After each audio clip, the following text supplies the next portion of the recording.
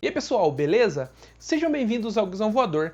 E se você é fã de Boku no Hero, já não perde tempo, já dá aquele smash aí no like. E se não for inscrito, se inscreve também para não perder nada. E nesse vídeo eu vou comentar sobre o episódio 9 da quarta temporada de Boku no Hero. Vou explicar ali mais ou menos o que eu achei, vou falar dos acontecimentos de forma resumida, mas eu vou falar em si da essência do episódio, que foi um episódio um tanto quanto diferente, que mostrou ali um pouco do passado do Red Riot. E sem enrolação, o episódio já começa conectando com o episódio anterior, que foi um episódio onde o Soul Eater teve uma grande relevância, nós conhecemos a história do passado dele e tudo mais, e ele derrota aqueles 3 vilões que ele ficou para enfrentar, derrota de forma assim criativa, de uma forma muito sensacional, e no começo do episódio já mostra o quão exausto e ferido ele estava, que ele dá uns passinhos ali depois de imobilizar os vilões e desmaia. E sem perda de tempo, já pulamos para a cena onde está o pessoal da agência do Night Eye e o pessoal da agência do Fat Gun. Eles estão correndo em direção ao subsolo para tentar alcançar o Overhaul e salvar a Eri. Porém, o vilão que está controlando ali o prédio, ele é bem astuto e ele foca em parar primeiramente o Eraserhead, porque o Eraserhead é o único cara que teoricamente pode parar ele ali naquele momento.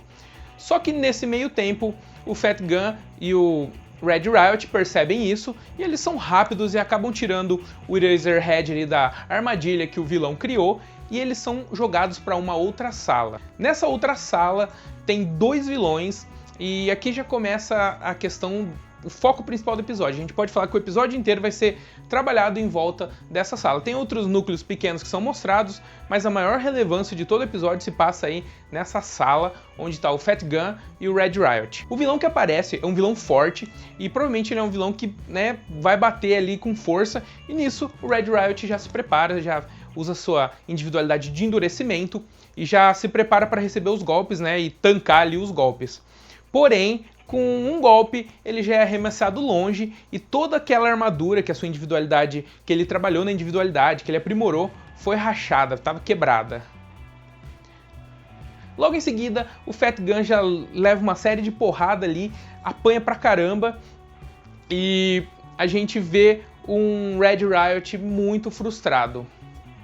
Basicamente o resto do episódio, até determinado ponto, é bem repetitivo as cenas de ação.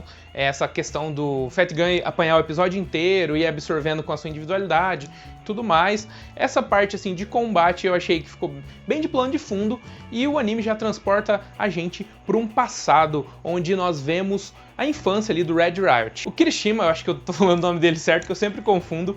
Ele era uma criança que odiava sua individualidade, porque quando a individualidade se manifestou, ele cortou o seu próprio olho sem querer, né? A individualidade dele é a de endurecer, né, a pele, e ele acha sua individualidade ruim. Mas ele sempre teve aquela vontade de ajudar as pessoas, de proteger as pessoas, e isso começa na escola, quando ele vê um amiguinho sofrendo bullying por 2 caras, ele tenta impedir, mas ele acaba não conseguindo. Depois isso se repete com ele mais adulto, assim, mais próximo ali da adolescência, quando ele vê um vilão abordando 2 garotas, e o vilão aparentemente tá com uma aparência, assim, um jeito de quem vai agredir as garotas, vai machucar elas, e ele fica paralisado pelo medo. E nas 2 situações, tanto na do bullying quanto na situação do cara ameaçador indo pra cima das 2 garotas, a Mina Shido, né, a heroína Pink, ela consegue lidar com a situação, salvar as pessoas e deixar as pessoas confortáveis, deixar as pessoas se sentindo segura. E ele de longe, ele sempre observava isso, e ele sentia, não vou dizer uma inveja, mas ele queria ser como ela, ele queria ser um cara incrível, né? Ele falava, ela tem carisma, ela tem tudo o que precisa para ser uma heroína. E é bacana, porque a gente vê por trás daquela pele toda dura, daquela armadura que ele cria, que existia um cara sensível ali, um cara que tem suas inseguranças, tem suas frustrações, tem medos, né? Até então a gente não via muito isso. A gente via só aquele cara durão, aquele cara que falava de masculinidade, aquele cara que criou um escudo ali para se proteger. E esse episódio mostrou muito esse lado humano, que na minha opinião é o que deixa Boku no Hero assim, na frente de muitos outros shonens. Essa questão que tem um personagem, ele é sustentado por vários pilares ali, e eles vão te mostrando isso aos poucos, vai justificando. Então ele tem um motivo para estar ali, ele tem por que agir daquela forma, e isso deixa Boku no Hero, me surpreende cada vez, faz ser uma obra incrível. Enfim, voltando aí a questão do passado dele, ele queria muito entrar na UA, só que ele não acreditava em si, ele acreditava que ele nunca ia conseguir ser um herói, não tinha essa crença, essa confiança, né? Até que um dia, por acidente, ele acaba vendo um vídeo do herói favorito dele, que é o Crimson Riot, e ele pega e se encoraja, porque esse herói fala muito sobre o medo, sobre a hesitação ali no momento que você está em perigo. Ele diz que todas as pessoas, exceto se você for um idiota, né, você vai ter aquela apreensão, aquele medo do perigo, né? E ele fica encorajado e ele decide mudar.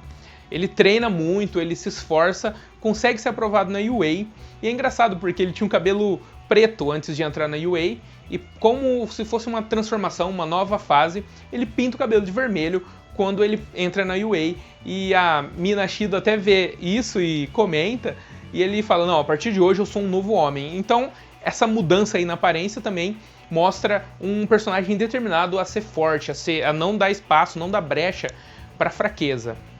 E voltamos ali pro episódio, quando nós vemos ele detonado lá nos seus limites, já sem esperança. Ele usa a sua última energia, a sua última força ali, e enquanto o vilão, que também é um vilão que é muito interessante, acredito que no próximo capítulo vai contar a história dele, também é um vilão que não tá ali por acaso, não é um cara que tem uma construção de um passado.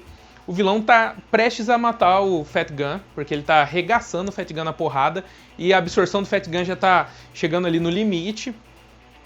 E o Fat Gun todo ferrado, todo machucado, e nisso o Red Riot entra na frente dele, e todo mundo fala, putz, todo mundo fica impressionado. E o cara começa a dar soco nele, dar soco nele, dar soco nele, e ele enfrentando pau a pau ali o cara por alguns segundos, né, segurando ele. E inclusive o parceiro dele que tá com ele, que tem uma individualidade que combina muito com a dele, o vilão no caso, ele faz uma barreira, e nisso já esgotado o Red Riot cai. Mas esse espaço de tempo que ele usou ali defendendo o Fat Gun foi o suficiente para o Fat Gun realmente usar a sua individualidade. Que a individualidade dele é a seguinte, ele absorve as porradas do vilão e converte isso em energia. A gordura dele vira energia. Isso ele carrega o seu braço e ele fala, eu fui um escudo até agora, agora eu vou ser a lança. E já mira no vilão e dá aquele golpe carregado, quebra a barreira, arregaça tudo. O episódio acaba aí. E vocês? O que vocês acharam desse episódio? Acharam assim que... Eu, no geral, achei que a parte de luta foi bem fraca, mas era só um plano de fundo. E o episódio falou muito bem sobre esse personagem, contou o passado e justificou muito bem a personalidade dele. Muito obrigado pela atenção e até mais.